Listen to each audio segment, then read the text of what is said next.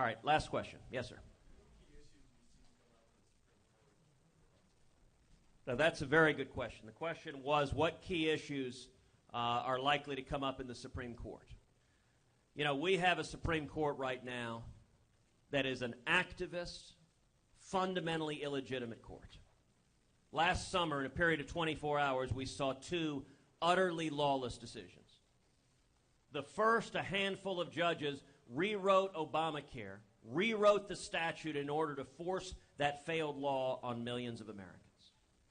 24 hours later, 5 unelected judges ignored the Constitution and purported to tear down the marriage laws of all 50 states.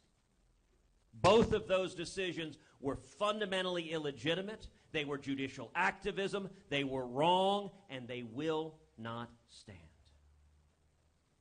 Now, as bad as those decisions were, we are one Supreme Court justice away from a 5-justice, radical leftist majority on the court, unlike anything this country has ever seen. The next president, in all likelihood, is going to get 1, 2, 3, maybe even 4 Supreme Court nominations. You know, before I was in the Senate, I was the Solicitor General of Texas, which is the chief lawyer for the state in front of the U.S. Supreme Court. And what I have spent much of my adult life doing is fighting to defend the Constitution and the Bill of Rights. If you look at some of the victories that we won when I was Solicitor General, we defended the Ten Commandments Monument on the state capitol grounds. We went all the way to the U.S. Supreme Court, and we won 5-4.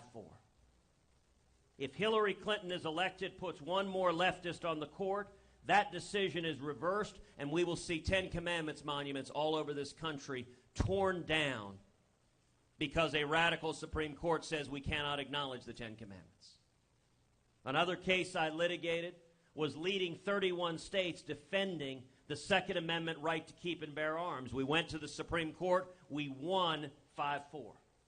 If Hillary Clinton is elected, we will see one more liberal justice, and we will see the Supreme Court ruling that every American, not a single one of us, has any individual right to keep and bear arms whatsoever.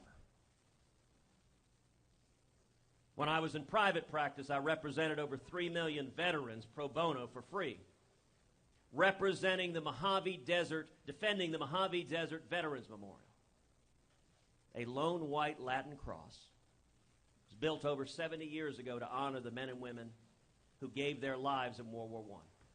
The ACLU sued, saying you cannot show the image of a cross on public land. They won in the lower court. They won in the Court of Appeals. The court ordered that Veterans Memorial taken down. We went to the Supreme Court, and we won 5-4.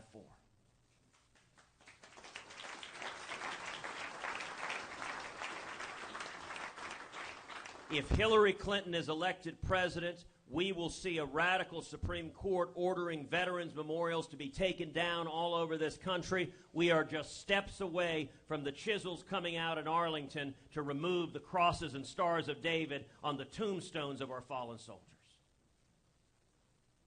There are few, if any, issues that matter more in this presidential election than the Supreme Court, and what I can tell you is I have spent my entire life fighting judicial activism, and there is no decision I will take more seriously than appointing a Supreme Court justice, and you have my solemn word that every justice I put on the court will be a principled constitutionalist who will follow the law, be faithful to the law, and will not impose his or her policy preferences from the bench.